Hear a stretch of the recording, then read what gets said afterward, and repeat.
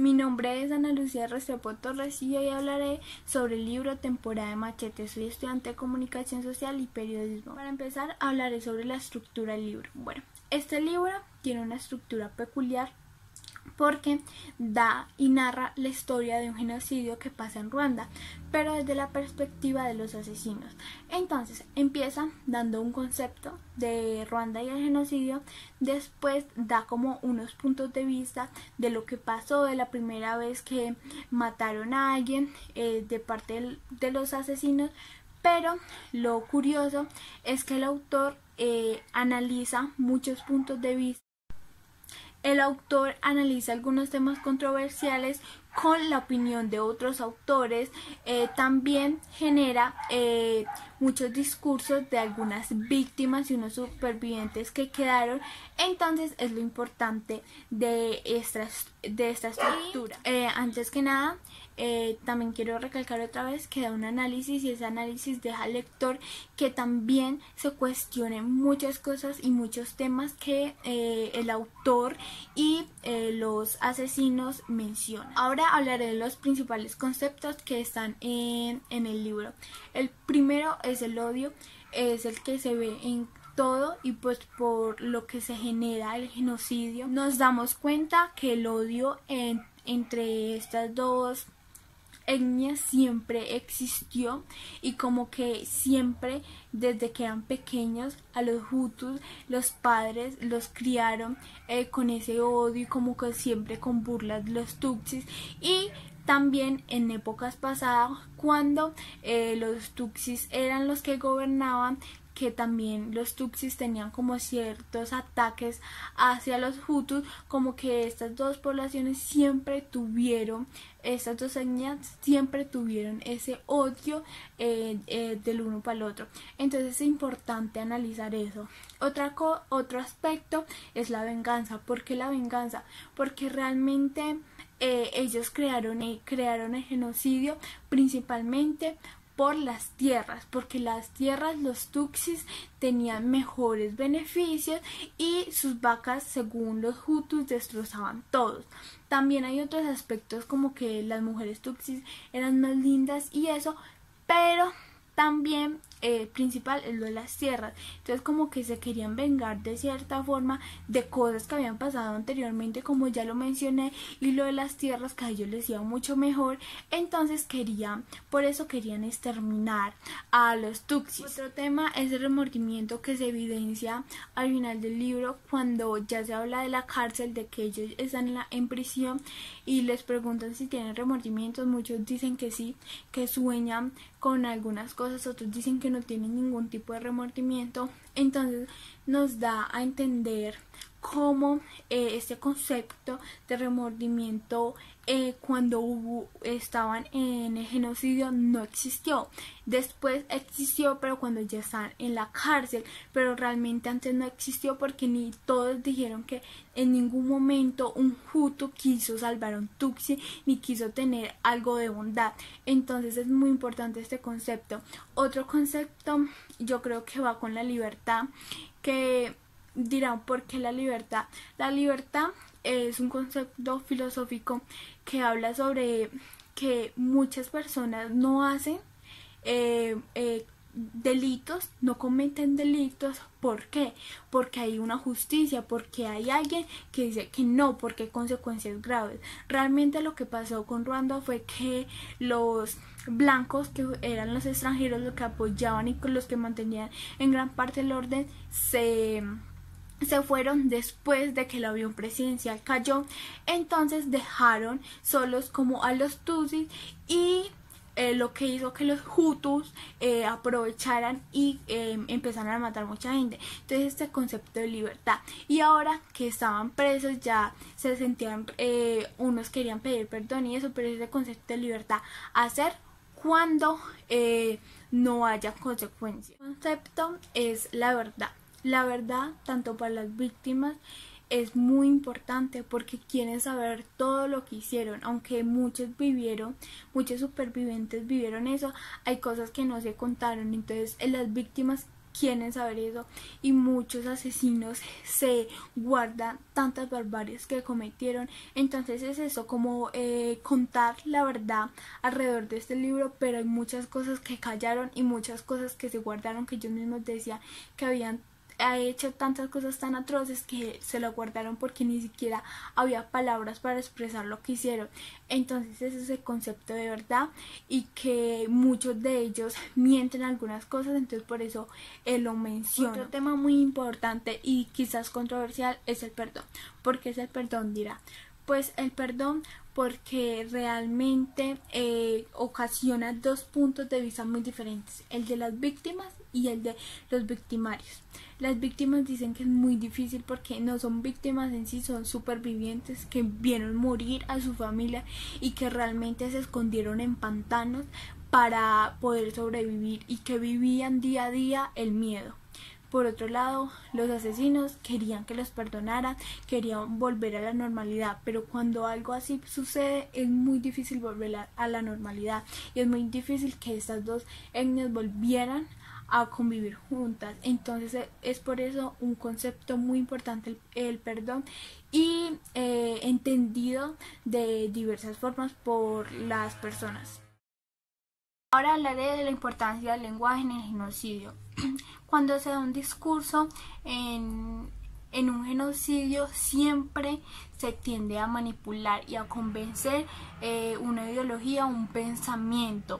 En el caso de los asesinos o de las personas que cometen el genocidio, se le implantan a ellos que deben hacerlo, que eso es un bien. Entonces se le implanta la idea del exterminio para que se haga, y ellos piensan que realmente lo que están haciendo es correcto. El lenguaje es muy importante. Ahora veamos en Alemania. En Alemania todas las tropas se decían que lo que estaban haciendo era correcto, que necesitaban purificar el ser. En Ruanda lo mismo sucedió con todos los hutus. Ellos pensaban que lo que estaban haciendo era correcto porque estaban haciendo justicia y recogiendo sus tierras y tenían una mejor vida, pero realmente es eso, entre ellos mismos. Si se apoyan esas ideas, lo que va a generar es conformismo ante la situación. Ahora hablaré del lenguaje en las víctimas. En las víctimas el lenguaje lo único que tenían entre ellos era de resistencia, de seguir adelante, continuar escondiéndose para que no los matara, pero sabían que si llegaban los hutus en donde estaban iban a morir. Por eso muchos de ellos ni siquiera decían nada, muchos de ellos solo se quedaban callados esperando que lo mataran. Por último, analizaré el lenguaje del autor y de algunas personas que acompañaron el relato del autor. Creo que esas personas en el lenguaje lo único que querían exponer era la verdad de lo que había pasado. El autor también, como lo dije anteriormente, quería como dejar un análisis por parte del lector, y en el hecho en que se fusionaron las cosas con la perspectiva de los asesinos. Creo que los asesinos, al aceptar hacer una entrevista de este tipo y saber que se iba a hacer un libro, lo único que yo creo es que querían como exponer cierta parte de la verdad, que fueran escuchados y quizá que con eso se lograra perdonar. Ahora, por lo último, diré que el lenguaje es muy importante, un discurso siempre va a ser muy importante, tanto en la guerra o no, tanto en un genocidio o no, porque se manipula, se crea conciencia y se influye. Ahora hablaré de la importancia de los medios de comunicación en el genocidio. Los medios de comunicación siempre han tenido esa facilidad de manipular e influir un pensamiento en las personas. En un genocidio es muy importante por el mensaje que influye. En el caso de Ruanda, lo único que influyeron los medios de comunicación, que era la radio, fue el odio y el desprecio hacia los tutsis. Es por eso que un medio de comunicación toma mucha fuerza en un genocidio, porque las víctimas y las personas que cometen el genocidio están muy al tanto de los medios y de lo que está sucediendo, más que todo en las víctimas. Y si los medios de comunicación solo generan un discurso de odio y no informan sobre lo malo y lo negativo que es un genocidio, pues realmente eso lo va a crear aceptación de los genocidas y va a generar mucho terrorismo y mucho miedo en las víctimas. Una de las diferencias entre Alemania y Ruanda es que Ruanda quería eliminar a las personas por las tierras y Alemania quería eliminarlas para purificar el ser. Las grandes diferencias que existieron fueron las armas. En el caso de Ruanda utilizaron machetes porque era un instrumento con el cual ellos trabajaban mucho antes en el campo, pero por ejemplo en el caso de Alemania pues utilizaron armamento militar y en el caso de Bosnia lo mismo. Otra de las grandes diferencias es que en los genocidios y más en el que fue mencionado Serbia-Bosnia y Alemania, dice que hubo solidaridad, algo benéfico de ellos, pero realmente en el de Ruanda nunca lo hubo y nunca alguien quiso ayudar a un Tutsi. Dice que una de las semejanzas entre Ruanda y Alemania es que ellos compartieron un discurso el cual generó odio y el cual generó que pasara esto del genocidio, y en los dos casos sucedió. Otra de las similitudes que encontré en el caso de Alemania, Bosnia y Ruanda era como hablaban de las otras etnias que se referían de formas muy grotescas y muy feas. También que este genocidio siempre se pensó en Alemania, se planificó antes. En el caso de Ruanda demostraron que no solo sucedió, sino que antes se había hablado de esto. Y en el caso de Bosnia lo mismo. Otra de las semejanzas o similitudes que están más marcadas son las etapas. En un genocidio siempre hay como un tipo de etapa. En la de Alemania se dicen que las etapas eran muchísimo más largas, las de Ruanda fueron más cortas. Fue atacar, matar, después saquear y quedarse con las tierras y terminar. Fueron más rápidos que en Alemania, pero en el caso de Bosnia también se generaron las etapas. Un genocidio es el exterminio sistematizado de un grupo social de personas, ya sea por su género, por su raza, por su religión, por su etnia, por su nacionalidad.